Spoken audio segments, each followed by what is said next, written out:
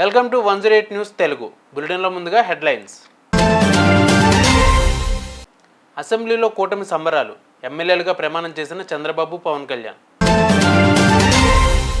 BRS party నుండి jump అయిన కీలక నేతలు, కాంగ్రెస్ పార్టీలోకి మరో 13 మంది ఎమ్మెల్యేలు. అసెంబ్లీలో వైఎస్ జగన్ అనే నేను ఇకపై ఉంటారా లేదా?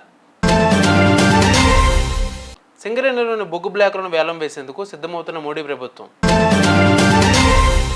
బాలినేనికి నో ఎంట్రీ, ప్రశ్నార్థకంగా మారిన భవిష్యత్తు. ఏపీ అసెంబ్లీలో ఎమ్మెల్యేల ప్రమాణ స్వీకార కార్యక్రమం కొనసాగుతుంది. తొలుత కుప్పం ఎమ్మెల్యేగా గెలిచిన చంద్రబాబు అసెంబ్లీలో ప్రమాణ స్వీకారం చేశారు. అనంతరం డిప్యూటీ సీఎం పవన్ కళ్యాణ్, ఆ తర్వాత హోంమంత్రి వంగలపూడి అనిత, మంత్రి అచ్చెన్నాయుడుతో ప్రొటెం స్పీకర్ గోరంట్ల బుచ్చయ్య చౌదరి ప్రమాణ స్వీకారం చేయించారు. బీఆర్ఎస్ పార్టీకి చెందిన 13 మంది ఎమ్మెల్యేలు కాంగ్రెస్లో చేరేందుకు రెడీగా ఉన్నట్టు ప్రచారం జరుగుతోంది. సీఎం రేవంత్కు అత్యంత సన్నిహితంగా ఉండే ఓ లీడర్ ఆ ఎమ్మెల్యేలతో రెగ్యులర్గా టచ్లో ఉన్నట్టు తెలుస్తోంది.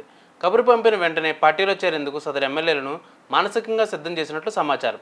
అయితే ఒకరు ఇద్దరు ఎమ్మెల్యేల చేరికలు కాకుండా ఏకంగా బీఆర్ఎస్ ఎల్పీ విలీనం కోసం కావాల్సిన ఎమ్మెల్యేల సంఖ్య కోసం కాంగ్రెస్ ఫోకస్ పెట్టినట్టు తెలుస్తోంది. అందుకే పార్టీ మారేందుకు రెడీగా ఉన్న ఆ 13 మంది ఎమ్మెల్యేలను వెయిటింగ్లో పెట్టినట్టు ప్రచారం జరుగుతోంది. వైసీపీ అధినేత వైఎస్ జగన్ అసెంబ్లీకి హాజరయ్యారు. స్పీకర్ బుచ్చయ్య చౌదరి ఎదుట ఆయన ఎమ్మెల్యేగా ప్రమాణ స్వీకారం చేశారు. అంతకుముందు పలువురు టీడీపీ ఎమ్మెల్యేలకు జగన్ నమస్కరించారు. కేంద్ర రాష్ట్ర ప్రభుత్వాల మధ్య 49:51 నిష్పత్తిలో జాయింట్ వెంచర్ ఉన్న సింగరేణిలో బొగ్గు బ్లాకులను వేలం వేసేందుకు కేంద్రంలోని మోడీ ప్రభుత్వం మరోసారి సిద్ధమవుతోంది.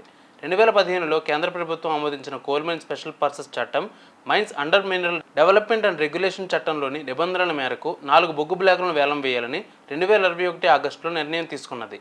అదే ఏడాది డిసెంబర్ 15న ముహూర్తాన్ని ఫిక్స్ చేసింది. కానీ ప్రైవేటు సంస్థలు ముందుకు రాకపోవడంతో పాక్షిక ప్రయోజనమే మిగిలింది. ఇప్పుడు మరోసారి శ్రావణపల్లి బ్లాకును వేలం వేసేందుకు సెంట్రల్ గవర్నమెంట్ రంగం సిద్ధం చేసింది. సికింద్రాబాద్ ఎంపీగా గెలిచిన కిషన్ రెడ్డి ఇటీవల బొగ్గు గనుల శాఖ మంత్రిగా బాధ్యతలు తీసుకున్న తర్వాత ఆయన తన చేతుల మీదుగా వేలం ప్రాసెస్ను నేడు లాంఛనంగా ప్రారంభించనున్నారు. అయితే ఈ ప్రతిపాదనను విరమించుకోవాలని తెలంగాణ ప్రభుత్వం డిమాండ్ చేసింది. నామినేటెడ్ పద్ధతిలో సింగరేణికి కేటాయించాలని ఒత్తిడి తెస్తున్నది. మాజీ ముఖ్యమంత్రి వైఎస్ జగన్మోహన్ రెడ్డికి సమీప బంధువైన మాజీ మంత్రి బాలినేని శ్రీనివాసరెడ్డి పార్టీ మారేందుకు చేస్తున్న ప్రయత్నాలు ఫలించడం లేదు. కూటమి పక్షాలైన తెలుగుదేశం, జనసేన, బీజేపీలలో ఏదో పార్టీలో చేరి విచారణలు, కేసులు, అరెస్టుల నుంచి రక్షణ పొందేందుకు ఆయన గత వారం రోజులుగా చేస్తున్న ప్రయత్నాలు ఫలితాన్ని ఇవ్వడం లేదు. ఆయనతో పాటు ఆయన తరపున వియ్యంకుడు ద్వారా భాస్కర్ రెడ్డి చేస్తున్న ప్రయత్నాలు కూడా ఫలించడం లేదు. ఒంగోలులో మంత్రిగా ఉండగా చేసిన దౌర్జన్యాలు, అరాచకాలతో పాటు 100 కోట్ల రూపాయల విలువ చేసే భూ కబ్జాలు, అక్రమాలు, మైనింగ్ వ్యవహారాలతో బాలినేని ప్రతిష్ట దిగజారింది. ఫలితంగా ఇటీవల ఎన్నికల్లో ఒంగోలు అసెంబ్లీ స్థానం నుంచి 30,000కు పైగా ఓట్ల తేడాతో ఘోర పరాజయం పొందారు. దీంతో పార్టీ మారేందుకు ఆయన తీవ్రంగా ప్రయత్నం చేస్తున్నట్లు తెలుస్తోంది.